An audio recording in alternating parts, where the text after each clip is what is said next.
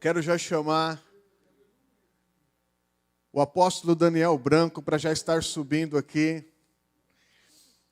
A última vez que ele esteve conosco, ele era pastor Daniel Branco. E agora ele é apóstolo Daniel Branco. Se ele quiser, depois ele explica isso aí para vocês, tá bom? E para a gente poder remir o tempo, aproveitar mesmo. Nosso coração está preparado, não está? Vamos receber então a palavra do Senhor. Boa noite. Boa noite, queridos. Tá frio, né? Eu desacostumei com frio. Bom, na verdade, eu estou assim, igual o Paulo, quando ele diz assim, Paulo, servo de Jesus, chamado para ser apóstolo, né? Eu sou ministro do Evangelho já há 30 anos, né? Dia 4 de dezembro desse ano, eu vou fazer 31 anos de ministério, né? E eu sempre funcionei assim como cuidando de pastores, dando cobertura para igrejas pelo Brasil, mas eu sempre corri muito desse encargo, né, dessa responsabilidade apostólica, eu sempre corri disso. E eu achava que era desnecessário isso. E agora, chegando há uns 2 anos atrás, eu estava ministrando lá em Fortaleza, lá no pastor Gilson Nunes lá. E eu conheci um holandês, um pastor da Holanda chamado Abraham Laizine, um homem assim muito usado por Deus. E esse homem entregou uma palavra profética para mim, e ele dizendo que ainda que eu resistia àquilo, ele nunca me viu ele falando em inglês. O intérprete dele não falava português, mas falava bem espanhol, e eu entendia, né, entendo bem espanhol. E eu entendi toda a palavra, e ele dizendo, confirmando isso. Dali eu me desarmei para isso, e agora chegando em Minas, já o apóstolo Valdir Reis, pastor Cirilo, né? E eles decidiram, né, me reconhecer o ministério apostólico na minha vida, né? Mas eu continuo servo, continuo o Dani, né? Nada mudou. Eu estou um pouco em dúvida aqui sobre o que eu devo ministrar hoje. Eu estou entre 2 palavras aqui. Eu queria tentar continuar aquilo que eu comecei a última vez que eu estive aqui, tem algumas semanas. Mas tem um texto assim, tem algumas coisas que têm ardido muito dentro de mim, né? E essa palavra que tem queimado dentro de mim tá muito ligado com o momento que eu estou vivendo da minha vida, né? Eu estou com 59 anos de idade, né? Eu vou fazer 59 anos de idade esse ano.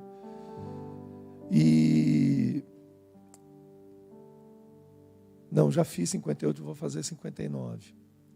Eu vou fazer 59 anos de idade, e a gente chega num momento da vida assim, em que a vida é uma coisa assim como a Escritura diz, né? Que o homem é como a erva.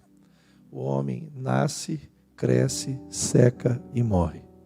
É o processo natural da vida esse. Então o homem vai nascer, se desenvolver, ele é uma criança.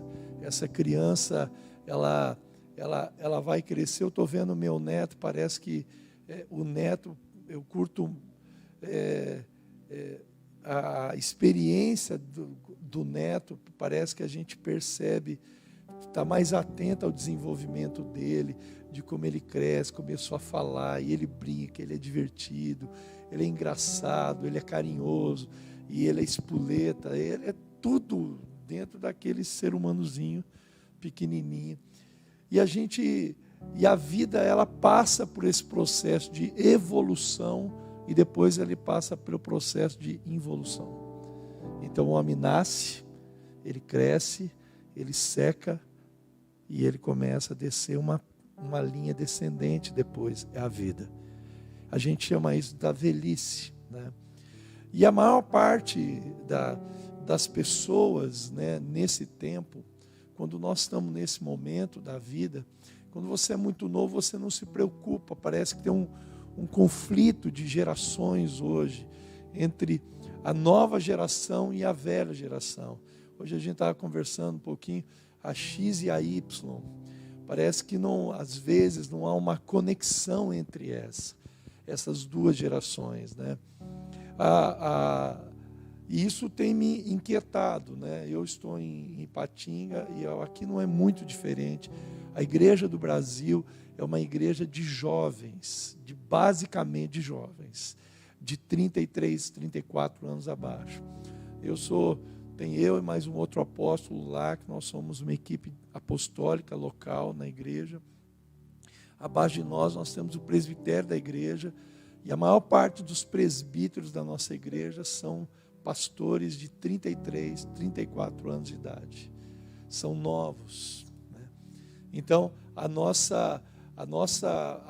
geralmente a preocupação, né, é em manter as pessoas da igreja, dentro da igreja, de um líder, em manter as pessoas dentro da igreja. E as pessoas normalmente não se preocupam com o futuro da igreja, em equipar essas pessoas, em treinar essas pessoas. Porque o processo natural da vida, ele vai acontecer exatamente isso. A minha geração, o que eu sou hoje, eu sou fruto da geração que veio antes de mim. E a geração que veio antes de mim é fruto da outra geração. Eu gosto muito daquela expressão de Jesus, né? Quando ele olha, ele chega lá no capítulo 4 do Evangelho de João, naquela conversa entre Jesus e a mulher samaritana, né? No final, acontece que a mulher pega o cântaro, deixa o cântaro lá, entra na cidade e vai falar com os homens da cidade. E Jesus fica com os discípulos ali, e os discípulos fazem um convite para ele: Senhor, come. Porque eles tinham ido na cidade comprar comida, e quando voltaram, eles perceberam que Jesus estava conversando com aquela mulher. E quando ele conversa com aquela mulher, ativa ela, e ela volta para dentro da cidade. Ela tem uma experiência ali com Jesus, e aquela experiência faz com que os homens daquela cidade conheçam o Senhor e reconheçam que realmente Jesus era o Cristo, o Messias prometido.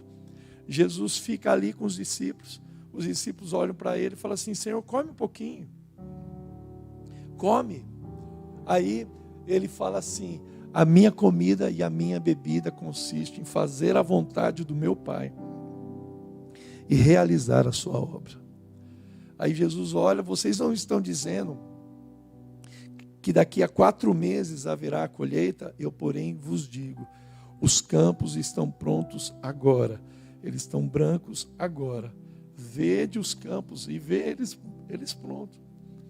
Só que chega um determinado momento que ele fala assim para os discípulos, ele fala assim: outros trabalharam e vós entrastes no seu trabalho.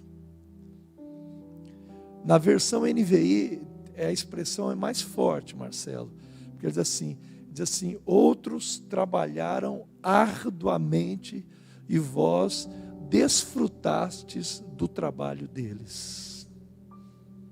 Então, esse conflito geracional de uma geração mais velha, que precisa passar o bastão para a nova geração, essa nova geração,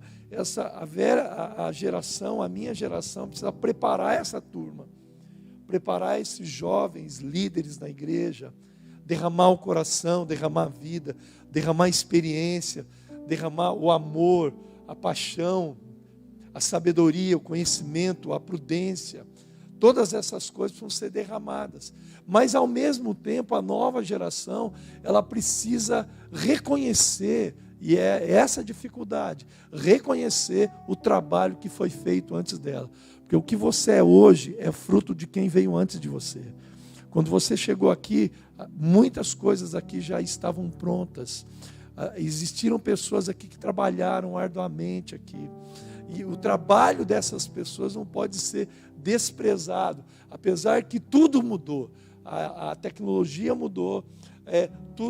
As redes sociais mudaram a perspectiva de tudo hoje na igreja, principalmente dos jovens. Hoje, o Estevão estava falando de que os jovens preferem estar presencialmente na igreja do que virtualmente. Isso aqui é dado estatístico, eu fiquei impressionado. Por quê? Porque eles são mais acelerados. Então, precisa haver uma conexão entre uma geração e outra. Essa geração, que é a Y, ela precisa reconhecer o trabalho que foi feito antes. Ela precisa honrar os pais que vieram antes, né? Por exemplo, quando eu conheci o avivamento, eu sou natural daqui de São Paulo, e eu fui estudar. Eu era novo convertido, com 9 meses de convertido, eu fui para o seminário. Porque eu queria aprender as Escrituras, eu não queria ser pastor, eu queria aprender as Escrituras. Mas Deus tinha um plano maior para mim. E eu fui para o seminário. No seminário, eu de origem tradicional, eu nunca vi ninguém falar em línguas, nunca vi ninguém orar em línguas, nunca vi ninguém profetizar. Eu me converti na primeira igreja batista de Osasco, uma igreja hiper tradicional, hiper. Um pouco antes de eu me converter, anos antes, o culto lá na igreja era em russo. Era em russo. E os russos, eles eram assim muito preconceituosos, muito. E eu me converti dentro de um contexto desse. Eu era uma geração chegando, e eles uma geração que não aceitava a nova, que não aceitava aquele modelo de vida da gente, a nossa maneira de ser. Nós éramos muito recriminados e muito rechaçados o tempo todo, exigindo uma conduta da gente que a gente não pode dar. Eu gosto muito daquela expressão quando a Bíblia fala que o presbítero não pode ser neófito. Porque o que é o neófito? O neófito é uma pessoa recém-plantada. Então você não pode exigir de uma planta que acabou de ser plantada, que ela não tem fruto, ela não se desenvolveu corretamente. Então você não pode exigir dela a conduta de uma pessoa que é um líder maduro, experiente. Por isso que ele diz que o presbítero não pode ser neófito, recém-plantado, que é como exigir daquela pessoa, querer que aquela pessoa dê aquilo que ela não tem para dar, pelo menos naquele momento. Ela não cresceu para aquilo. E aquilo era assim comigo. Então, quando eu fui para o seminário, fui para o seminário de americanos. Um seminário totalmente de gringo. Da missão de Richmond, dos Estados Unidos. A maior parte dos meus professores eram canadenses ou norte-americanos. Então eles eram rígidos. O Espírito Santo era uma experiência para o passado, né? E eu, com muita fome de Deus, eu comecei a ler muito a Bíblia e orar muito. E a gente já sabe no que isso vai dar. Um belo dia eu fui orar com outros amigos na casa de uma irmã da Assembleia de Deus. E naquele dia, cara, eu ouvi a voz de Deus pela primeira vez na minha vida. Nós chegamos lá, tinha uma mulher, uma assembleiana, irmã Carmen, um joelho feio, cheio de calo. Nem existe mais gente assim quase. Mulher de oração. Nós entramos na casa dela e falamos assim: nós vamos orar com a senhora, irmã. E aquele dia mudou tudo na minha vida. Eu vi gente rodando e vi profecia se cumprir em segundos. Aquela mulher que mal falava português, colocar a mão na cabeça de cada um e dizia assim: Assim diz o Senhor, eu coloco na tua boca as minhas palavras, fale a ela, e a pessoa começar a falar em línguas na hora. E foi em todo mundo assim, até chegar em mim. Aquele dia, quando eu fui tocado pelo Espírito de Deus, eu fui embora falando em línguas, eu dormi falando em línguas, sonhei a noite inteira falando em línguas, acordei de manhã falando em línguas, passei uma semana virado no giraia. Aquilo mudou tudo. Mudou tudo. E eu comecei a ouvir mensagens de um homem chamado Enéas Tonini. Morreu ano passado, com 100 anos. Era o avivalista, o homem que começou o movimento de renovação espiritual nos anos 60 e nos anos 70. Alguns de vocês nunca ouviram falar dele. Mas esses homens sofreram muito, eles prepararam o caminho para que eu viesse depois. Pastor Ademar de Campos tem quase 70 anos de idade, tem 60 e tantos, 68 anos de idade, não é isso, Rogerinho, mais ou menos? 68 anos. Eu ia no CPP, eu era novo convertido, eu ia lá no CPP, no Centro Professorado Paulista, em 1985. E ele já era um ministro cheio do Espírito Santo, tocando a vida das pessoas. A vida daquele homem me inspirou a buscar Deus. Esses homens são pais que vieram antes, abriram o caminho. Você pode perceber que em cada geração, para cada geração que vem, ela tem um caminho muito melhor. Porque uma geração veio antes. Por isso que ele diz: outros trabalharam arduamente e vós entrastes no seu trabalho. Então, uma das coisas assim que tem queimado muito dentro de mim é que precisa haver essa conversão, esse realinhamento entre a nova geração. Nós estamos num momento de transição agora.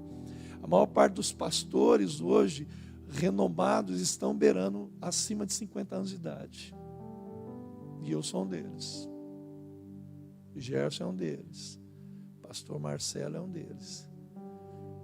Eu tenho mais 12 anos de força, de vigor, de utilidade para o reino de Deus, que eu posso fazer muito. E o meu alvo de vida hoje é derramar na vida daqueles pastores novos lá, para que eles sejam melhores do que eu. E eles possam ir aonde eu não fui. Eles possam fazer o que eu não fiz. Eles possam chegar onde eu não consegui chegar, porque eles vão muito mais longe. Jesus, quando olha para os discípulos, ele fala assim: vocês farão obras maiores do que eu. Então, esse é o papel do Pai. E quando eu penso nisso, meu irmão, o livro de Crônicas, Deus tem me levado a entender algumas coisas com relação aos reis de Israel. Você pode perceber que tudo na Bíblia é uma coisa chamada legado geracional, que é passado de pai para filho. Desde o Gênesis foi assim. O propósito de Deus, desde o primeiro capítulo da Bíblia, do primeiro livro da Bíblia, da primeira coisa, no princípio Deus. A primeira coisa que Deus criou no Gênesis não foi o céu e a terra, foi uma coisa chamada tempo. No princípio Deus, Ele cria o tempo, a unidade do tempo. E tudo na nossa vida observa essas três coisas: o tempo, o processo e o propósito. Tudo na Bíblia observa isso: tempo, processo, propósito. Tempo, processo, propósito. Sua vida, ela está dentro dessa linha do tempo, do processo de Deus e do propósito de Deus. Então, a nossa vida, a sua vida e a minha vida, ela tem um destino, ela tem um objetivo. Tudo na Bíblia, Deus quando levanta a igreja, Ele levanta a igreja, estabelece a igreja, e todos esses patriarcas, eles vêm numa linha do tempo para cumprir um propósito. Em toda a Bíblia só existe um propósito, não há dois, há um só. Não tem o plano B, o plano C, Só existe para Deus o plano A, para a sua vida, para a minha vida, para a vida da igreja, para a vida de todos os patriarcas. Só tinha um plano, um único plano. Deus sempre quis ser pai de uma única família, com muitos filhos, e que esses filhos fossem semelhantes a Jesus. O papel de Deus era ser pai de uma família. Sempre foi esse. Queria ter uma família, gerar uma família. Você pode perceber que todo o plano de Deus, ele acontece sempre no seio de uma família. É um modelo geracional, de pai para filho. É por isso que o livro de Provérbios diz assim, que a glória dos velhos são os filhos dos seus filhos. E a glória dos seus filhos são os seus pais. O que é a glória do velho? A glória do velho é o filho do filho, é o neto. E a glória dos filhos são quem? Os seus pais. E tudo nas Escrituras observa isso. O propósito de Deus para todos os patriarcas era um só. Quando Deus chega para Abraão, fala assim: Abraão, farei de você uma grande nação. Eu vou te estabelecer na terra. No capítulo 12 ele chama Abraão: sai da tua terra, da tua parentela, para um lugar que eu te mostrarei. O plano já estava estabelecido. Quando chega no capítulo 12, no capítulo 22, um dia Deus chega para Abraão, Deus pede para Abraão filho, e fala para ele o quê? Pega o seu filho, o teu único filho a quem você tanto ama, leva no monte de Moriá, e lá oferece o teu filho em sacrifício. Centenas de anos depois, Deus coloca no coração de um homem chamado Davi, para ele comprar uma eira de um homem, um terreno num lugar, para edificar a casa do Senhor. Sabe onde era esse monte? O monte de Moriá. Salomão constrói a casa de Deus, no capítulo 3 de 2 Crônicas, e diz assim, olha só: e começou Salomão a edificar a casa do Senhor em Jerusalém, no monte de Moriá, onde o Senhor se tinha mostrado a Davi seu pai, no lugar que Davi tinha preparado para a eira de Ormã, o Jebuseu. Então você entende, Deus, ele não tem dois planos, ele só tem um plano. E ele estabeleceu aquele lugar para estabelecer uma casa. Naquela casa ele fosse adorado e a glória dele pudesse descer naquela casa e visitar aquele povo. Sempre a história bíblica gira em torno disso, de um tempo, e cada um tem o seu tempo. Cada um tem. Eu gosto muito daquela expressão do livro de Atos, quando diz assim: Davi serviu a sua geração segundo o propósito de Deus no seu tempo e adormeceu. Então Davi, ele serve a geração dele, no tempo dele, segundo o propósito de Deus. E dentro disso, meu irmão, é simples. A Bíblia diz: existe para todo propósito na terra, existe um tempo para todo propósito. Então são duas coisas distintas. O tempo é uma coisa e o propósito é outra. Para todo tempo tem um propósito. E para todo propósito existe um tempo. Parece ser a mesma coisa, mas não é. O plano de Deus observa um tempo. Não acontece nem antes e nem depois. No tempo de Deus. No relógio de Deus. Na hora de Deus. Domingo Deus me deu uma palavra lá na nossa igreja, lá na Lar. E escondido por Deus, mas jamais esquecido. Por quê? Porque quando Deus tem um propósito, irmão, Deus tem um propósito. O diabo vai tentar matar aqueles que carregam um propósito, mas ele não pode destruir o propósito e não pode impedir o caminho daquele que carrega um propósito dentro dele, por mais que ele tente. Quando Acasias morre, o rei Acasias morre, a Bíblia diz que a mãe de Atalia, a mãe de Acasias, matou toda a semente da casa de Judá. Diz assim, Atalia destruiu toda a semente da casa de Judá. Pare para pensar, meu irmão. A casa de Judá é de onde nasceria o leão da tribo de Judá. Só que como Deus tem um propósito e tem um plano, o que aconteceu? Uma mulher, a mulher do sacerdote Joiada, pegou um menino chamado Joás.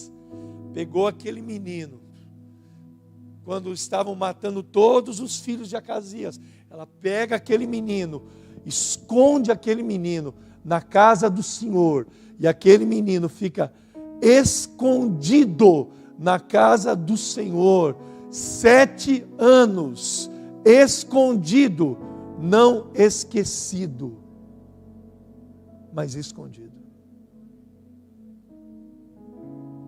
Por quê?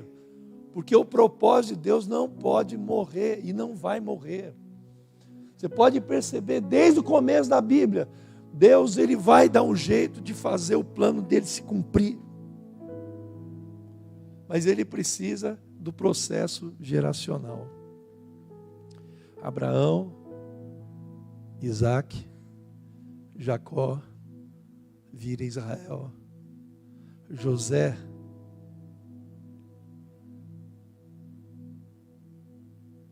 Moisés, Josué, Caleb, entra na terra. Todo o processo histórico foi passando de pai para filho, de geração em geração. É por isso, sabe, meu irmão, que a nossa preocupação como líder é muito mais do que você liderar uma célula. É potencializar uma geração. É mais do que você ter muitas pessoas debaixo de você. É muito mais do que isso. É muito mais do que o poder, do que um título que é dado para alguém. É mais do que isso. É por isso que eu assim, o chamado apostólico, ele alinha a gente no propósito de Deus. Alinha os olhos da gente, a visão da gente, do que nós estamos fazendo. Por que eu estou dizendo isso, meu irmão? O capítulo 1 de 2 Crônicas é um capítulo assim, é a vida de Salomão. Imagina, Salomão, ele está assumindo o papel do seu pai, Davi. Davi morre, e Davi não era um cara qualquer, não era um rei qualquer. Hoje, se você vai hoje para Israel, a cidade de Jerusalém tem um nome. Sabe qual é o nome da cidade de Jerusalém? Cidade de Davi. Esse homem, ele foi um dos homens mais relevantes da Bíblia. A ponto de Deus falar assim: Davi, jamais faltará um sucessor no seu trono e da sua casa. Sempre haverá um sucessor no trono de Davi. Sempre. Porque Deus, ele tinha um plano eterno, maior. E esse rei que reinaria, que não era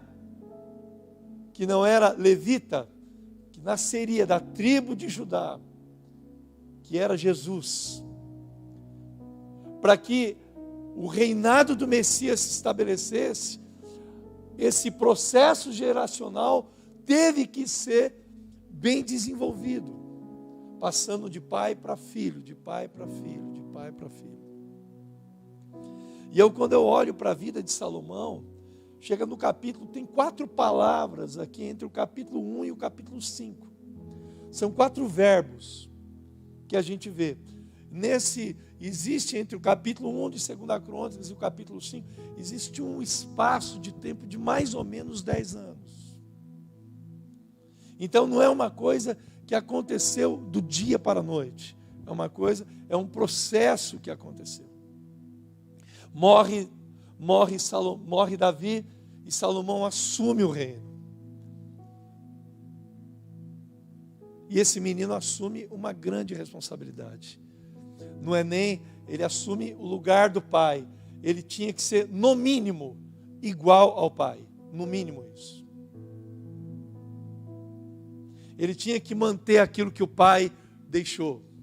Ele tinha que manter aquilo que o pai construiu. E é uma responsabilidade muito grande. É o medo que todo líder de célula, quando você multiplica a célula com o líder, o medo dele é natural. Porque ele aprendeu com você, ele viu você fazer a vida inteira, e agora ele vai ter que fazer sozinho. Agora, o êxito ou o fracasso dele depende do quê? Depende de como ele foi gerado, depende de como ele foi mentoreado, de como ele foi cuidado, de como foi passado isso para ele. Eu vou dar um exemplo disso, meu irmão. Pare para pensar. O filho pródigo, ele recebeu o que do pai? Recebeu herança, recebeu coisas do pai.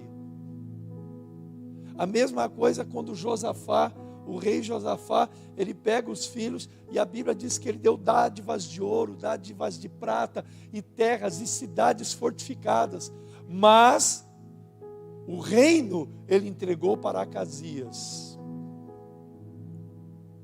para um filho. Dar coisa para os filhos, dar coisas, dar valor, dar dinheiro, não é legado.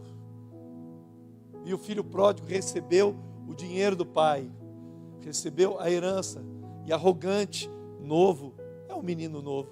Eu tenho chamado isso da maldição do filho mais novo.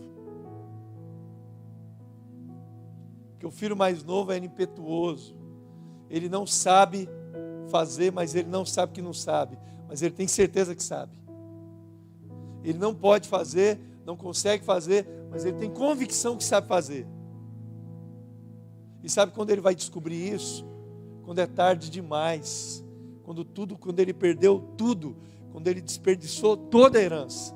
Ele só vai descobrir isso depois. Fala assim: para onde eu vou voltar? Voltarei para a casa do meu pai e serei como um dos seus escravos. Mas ele não sabia que não sabia, mas o sentimento de onipotência dele, de que ele sabe, de que ele consegue, é muito maior do que realmente o conhecimento e a capacidade de realização que ele tinha. Ele não tinha capacidade de realização, mas ele achava que tinha. Ele pega, exige do pai, fala: pai, me dá o que é meu. O pai entrega tudo que é dele, entrega na mão dele. Sabe o que ele faz? Ele gasta tudo. Por quê? Porque a mentalidade do jovem é mentalidade de entretenimento. Ele não está preocupado com a vida, não está preocupado em ganhar dinheiro, está preocupado em gastar e usufruir aquilo que o pai deu. Ele não sabe o preço daquilo, ele não sabe quanto custou aquilo, ele não sabe trabalhar por aquilo, não sabe ajuntar dinheiro, não sabe guardar dinheiro, não sabe potencializar o dinheiro. O que ele sabe fazer? Brincar. É a maldição do filho mais novo. Fica uma dúvida na minha cabeça se o pai errou. Como que você entrega uma coisa para alguém que você visivelmente percebe que ele não está pronto para aquilo? E eu já fiz muito isso. Promovi gente que não podia ser promovida. Consagrei gente que não podia ser consagrada. Reconheci gente que não tinha todas as credenciais necessárias para ser reconhecida. Depois de todos esses anos, quando o Gilson foi ungido apóstolo lá atrás, 2000 eu fui do primeiro grupo eu tinha sido chamado para ser em 2002, 2003. Eu não quis. E hoje eu não estava pronto para aquilo. Eu não tinha a mínima ideia do que era aquilo. Hoje eu sei. Eu estou mais preparado para isso hoje. Mas a gente acha que pode. Agora, se o pai fala assim, você não está pronto, eu acho que esse menino não ia ouvir o pai. Ele ia meter o pé. Mas essas coisas você identifica quando é pequeno. É por isso que a Bíblia diz assim, que o menino, você conhece a estultícia do menino, você percebe. Por isso que ele diz lá que a criança se dá a manifestar se suas atitudes são boas ou ruins, desde pequenininho. Então, ele vai dando indícios desde cedo de que tem problemas. O papel do pai é corrigir. Se ele não corrige a rota antes, ele não vai conseguir corrigir depois. É por isso que quando eu olho para isso aqui, tem algumas lições muito preciosas aqui, nesses 5 capítulos. E principalmente no capítulo 1. Salomão, ele recebe a herança do pai. Ele recebeu tudo que era de Davi, tudo que Davi construiu, Salomão recebeu. E tem um verbo que começa assim no capítulo 1. Salomão, filho de Davi, se esforçou no seu reino, e o Senhor seu Deus era com ele e o magnificou grandemente. Então ele começa o texto assim: Salomão, filho de Davi, esforçou-se em todo o seu reino. É o primeiro verbo, esforçou-se. E ele ia ter que se esforçar mesmo, porque ele tinha que manter o que o pai deixou para ele. Ele tinha que dar continuidade para aquilo que o pai deixou para ele. E esse é o desafio, a continuidade das coisas. A herança que o filho pródigo recebeu, ele perdeu. Ele desperdiçou a herança. Ele perdeu tudo que o pai havia dado para ele. E isso me ensina algumas coisas. Por quê? Porque é como você dar uma célula para um líder que não gerou aquela célula. É como você dar liderança para alguém do qual aquelas pessoas que estão debaixo dele, ele não trabalhou por nada daquilo. Ou ele tem uma mente de excelência, um coração diferente para potencializar e trabalhar mais e se dedicar mais, ou não sendo pai, ou assumindo a paternidade daqueles meninos. Por que assumindo a paternidade? Tem filho que não é legítimo, mas nós não somos filhos legítimos de Deus, nós somos filhos por adoção. A relação do adotado é diferente da relação do filho legítimo. O filho legítimo não escolhe o pai que ele quer ter. Agora, o filho adotado, ele tem que aceitar a paternidade daquele pai. E aquele pai tem que aceitar a filiação dele. É uma relação de consenso, de consciência. É diferente. Mas você pode ser um pai de um filho adotado, desde que você queira ser pai. Como você entende o que eu estou dizendo? Então a nossa perspectiva de liderar muda totalmente quando você tem essa perspectiva de que você tem que passar, dar herança, mas antes de dar uma herança, dar bens, você tem que dar o legado. O legado é o que ele aprende, a herança é o que ele recebe. O legado é o que o filho aprende. Então o filho pródigo recebeu o que do pai? A herança. Mas ele não recebeu o legado do pai. E se você olhar esse texto aqui que nós vamos ver, a relação de Salomão e Davi era totalmente diferente. Por quê? Porque ele começa dizendo assim: Salomão se esforça no reino. Quer dizer, ele, como alguém que não trabalhou por nada daquilo, ele estava herdando uma coisa que ele não construiu. Isso é herança. Ele não construiu. Ele não trabalhou por aquilo. Aquilo estava pronto.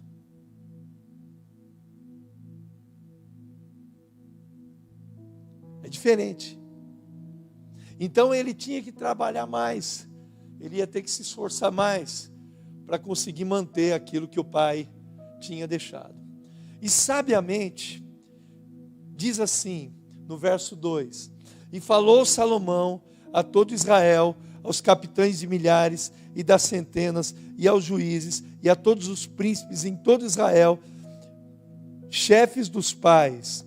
E foram Salomão e toda a congregação com ele ao alto em que estava Gibeão, porque ali estava a tenda da congregação de Deus, que Moisés, servo do Senhor, tinha feito no deserto.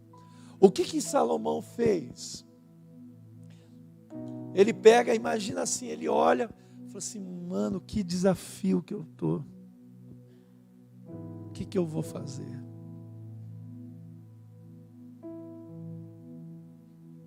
Eu preciso ser como meu pai.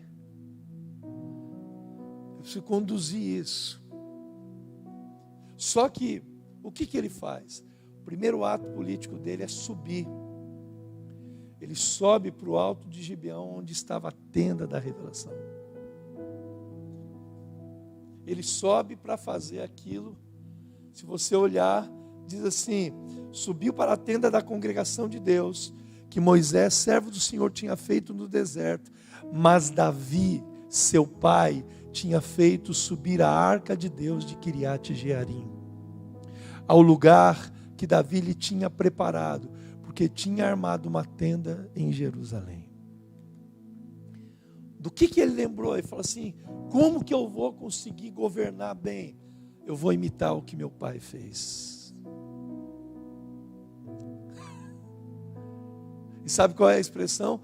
A arca de Quiriate Jearim lembra quando Davi assume o reino. Ele manda em Quiriate Jearim buscar na casa de um homem chamado Abinadab a arca de Deus. E ele traz a arca, coloca a arca em cima do carro de boi e manda subir a arca. Os bois tropeçam, Uzá toca na arca, morre. Davi teme ao Senhor aquele dia, deixa a arca 3 meses. Davi fala assim: nós precisamos fazer isso direito, nós temos que fazer isso direito. Deixa a arca na casa de um homem chamado Obed-edom. A arca fica 3 meses. Meu irmão, sabe quantos anos ficou a arca na casa de Abinadab? Mais de 40 anos. Você olha para a vida de Saul. Saul nunca foi na casa de Abinadab adorar a Deus. Nunca. Saul governou Israel sem Deus. E o primeiro ato político de Davi, pai de Salomão, foi, antes, em vez de ir para a guerra, vencer os inimigos, não. Traz a arca, vamos levar a arca. Quando ele pega a arca da casa de Obed-edom, 3 meses depois, você lembra o que ele fez? Ele pegou a arca, botou no ombro dos levitas. A cada 7 passos, os levitas punham a arca no chão, adoravam a Deus, sacrificavam a Deus, levantavam a arca. Mais 7 passos foram da casa de Obed-edom até Jerusalém. Salomão teve a mesma ideia. Ele falou assim: eu vou buscar a arca, assim como Moisés estabeleceu e como meu pai Davi fez. Sabe o que é isso, meu irmão? É muito simples. É seguir os passos do pai. Ele se esforça nisso. Porque Davi era um homem apaixonado. Quando você pensa na vida de Davi, você pensa em quê? Eu penso num homem apaixonado por Deus. Eu penso num homem incendiado por Deus. Um homem perfeito, um homem bom que fez coisas ruins. E pessoas boas fazem coisas ruins. mas elas não são ruins, porque elas fizeram coisas ruins. E Davi era esse homem. E Salomão, ele faz isso. O caminho é esse. Ele entendeu qual era o caminho. E eu acho que a grande sacada aqui do esforço dele era esse. A gente quer fazer a obra de Deus na força do braço, no tapa, no soco, na pancada, na imposição às vezes, exigindo das pessoas coisas que você mesmo não faz, exigindo uma vida com Deus que você não tem, exigindo uma prática de leitura da Bíblia quando você não pega na Bíblia, passa a semana inteira sem ler as Escrituras, sem estudar as Escrituras. E esse menino, ele tem um modelo a seguir.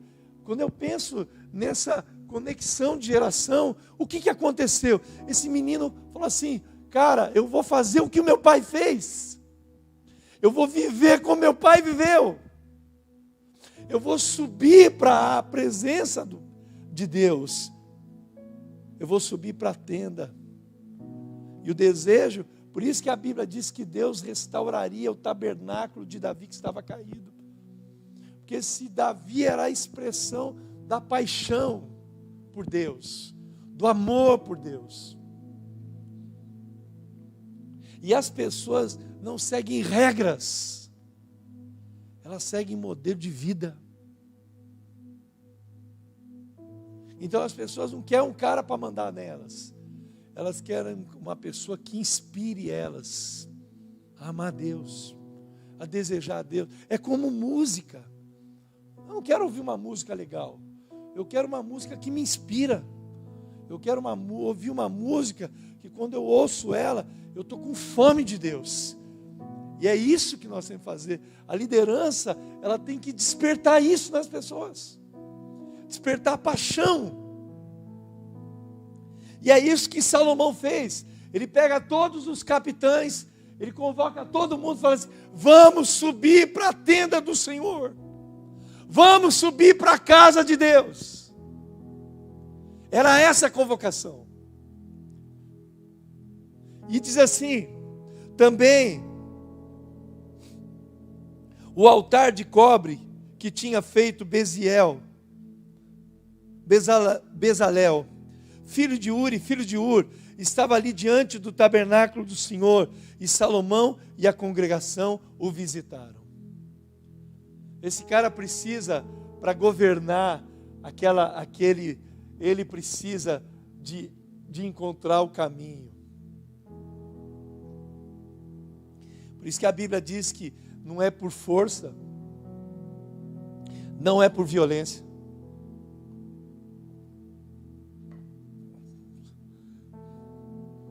Gerar filhos apaixonados. Eu gosto muito daquela expressão quando a Escritura diz assim, quando o Senhor fala como Josué, fala: Josué, quando você for entrar na terra que o Senhor teu Deus te dá, ame o Senhor teu Deus de todo o teu coração, de toda a tua alma, com todas as suas forças e de todo o teu entendimento.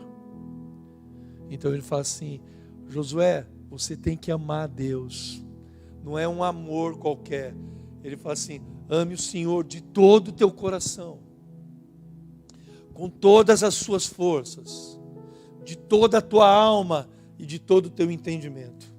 Então ele fala, não é um culto racional, é um culto, o culto racional é um culto com entendimento, mas ele não é um culto frio, não é uma paixão seca, é uma paixão inflamada, incendiada, que arde.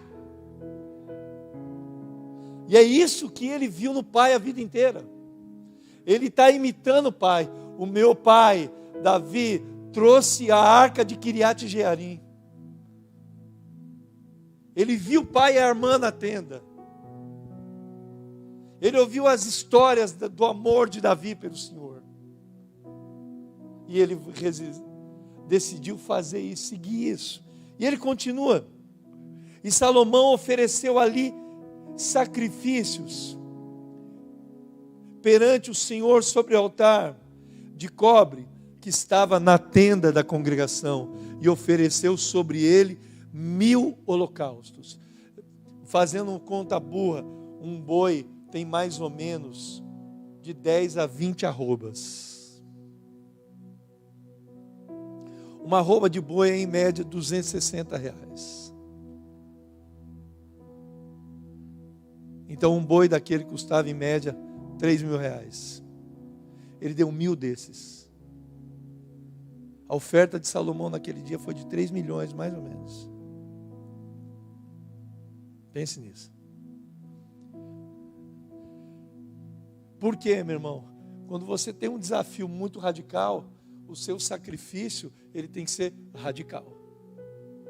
Então nós queremos rompimentos radicais, mas nós não queremos oferecer sacrifícios radicais. E eu quero dizer uma coisa: se você quer ver algo na sua vida que você nunca viu, você precisa fazer o que você nunca fez. Se você quer ver Deus dar algo para você que você nunca recebeu, você precisa ofertar para Ele, sacrificar para Ele aquilo que você nunca fez. É simples. As pessoas querem rompimento, mas elas não querem sair do comodismo dela. Salomão falou assim: vamos começar quebrando. Mas ele nunca conseguiu chegar aos pés do que o seu pai fez, porque o seu pai ofereceu 20.000 sacrifícios. Mas ele tinha um modelo.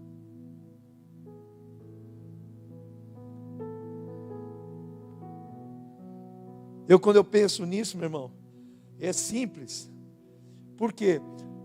A resposta de Deus para a vida de Salomão, depois desse sacrifício, é uma coisa assim: Deus sempre vai responder aquilo que a Bíblia fala, que o próprio Davi diz: o Senhor não resiste ao coração contrito, ao espírito quebrantado.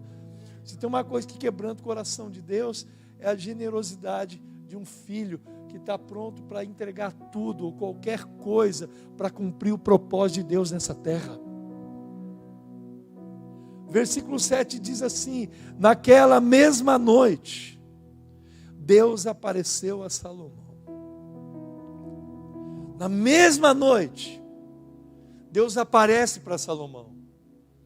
E Ele dá para Salomão uma opção: pede-me o que quiseres que eu te darei. Deus fala para Salomão, fala assim: o que você pedir, eu vou te dar. Agora, pare para pensar comigo numa coisa. Um homem desse aqui, ele podia pedir qualquer coisa. E a Bíblia diz assim: e Salomão disse a Deus: tu usaste de grande beneficência, e aparece de novo com meu pai Davi, e a mim fizeste rei em seu lugar. Sempre a referência do pai. Quem é seu pai?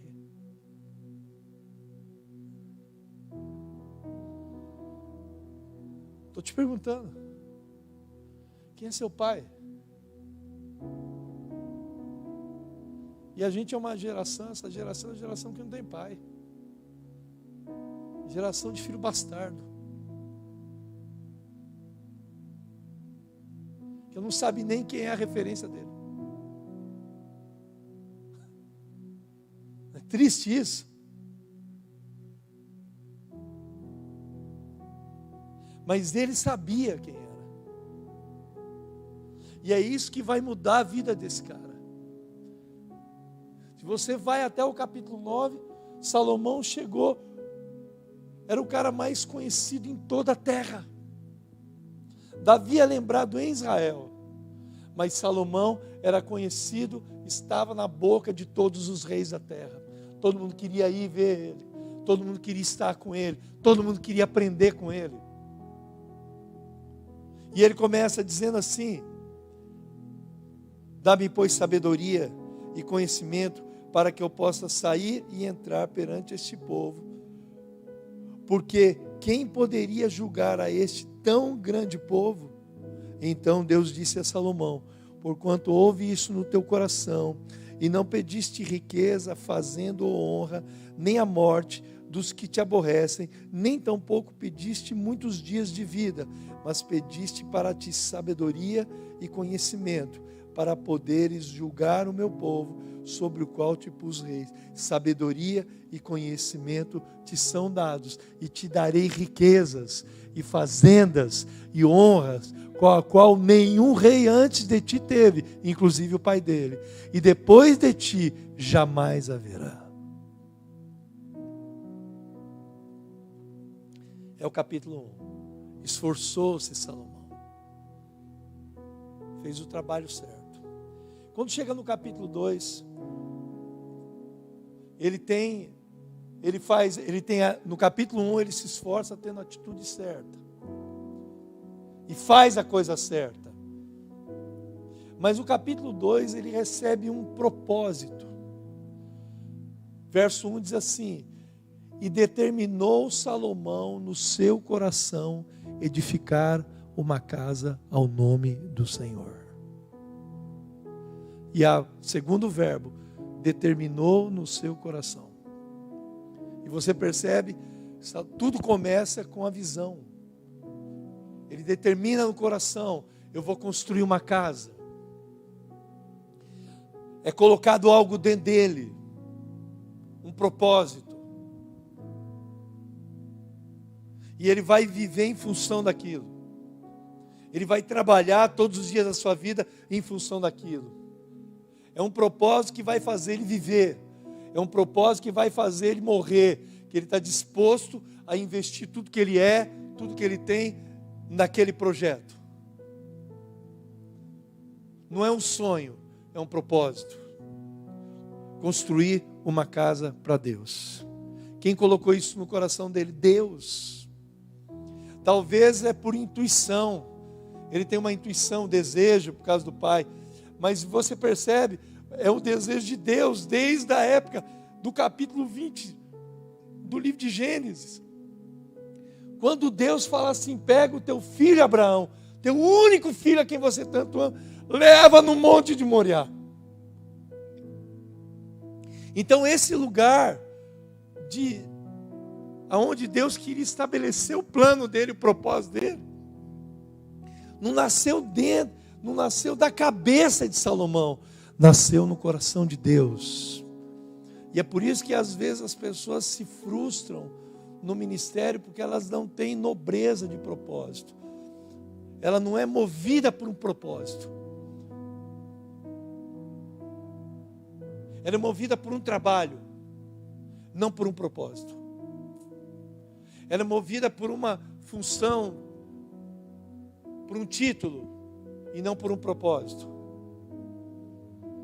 Esse homem tem um propósito. John Maxwell diz o seguinte: quando o homem não sabe o caminho que ele deve andar, qualquer caminho serve. Quando você não tem um propósito nobre, qualquer propósito vai servir para você. Quando você não entender o propósito de Deus para você dentro de uma igreja, qualquer igreja vai servir para você. Porque ele não está sendo movido por algo que Deus colocou dentro do coração dele. Ele está sendo movido por umas circunstâncias. É por um propósito. E ele determina construir a casa. Mas sonhos sem prática vira frustração.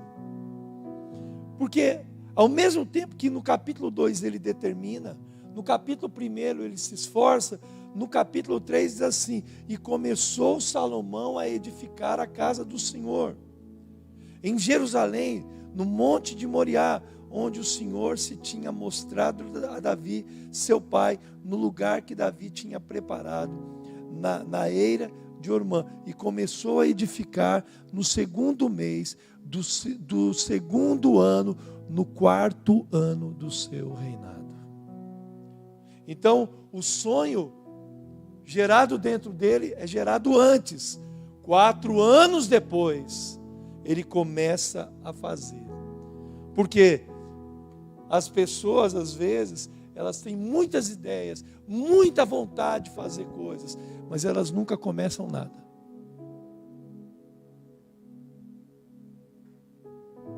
Ele começou a fazer a casa. Ele começou a construir a casa. A casa de Deus. A casa de sacrifícios. A casa da adoração.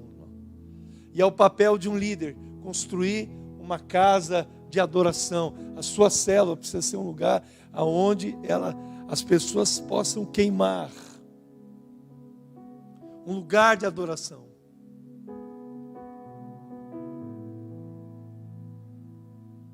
É nesse sentido. Mas ele começa a construir a casa. Mas o grande desafio do ministério não é você começar somente. É você conseguir terminar o que você faz. Começa. Quando chega no capítulo 5, diz assim, verso 1: assim se acabou toda a obra que Salomão fez para a casa do Senhor. Então trouxe Salomão as coisas consagradas que seu pai Davi, a prata e o ouro e todos os vasos, e pô-los entre os tesouros da casa de Deus. E você pode perceber, sempre o seu pai Davi. Mas ele termina de fazer a casa. Quantos entendem o que eu estou dizendo, irmãos? A gente tem que começar as coisas, a gente tem que terminar as coisas que a gente começa. Tem gente que começa a faculdade e não termina. Começa a célula, entrega. Começa ministério na igreja, não termina nada. Ele começa a construir a casa e a casa fica lá 10, 15 anos. Ele não se move, a casa está lá. Sem reboco, sem fazer isso, sem fazer aquilo, porque não termina. A vida da pessoa é toda incompleta. E você percebe homens que vão alcançar alta performance, eles precisam se esforçar, eles precisam determinar no seu coração, a cumprir um propósito, começar a fazer e terminar e fazer até completar aquilo. E sabe qual foi o resultado? No capítulo 5, quando ele termina a casa, meu irmão, a glória de Deus veio na casa.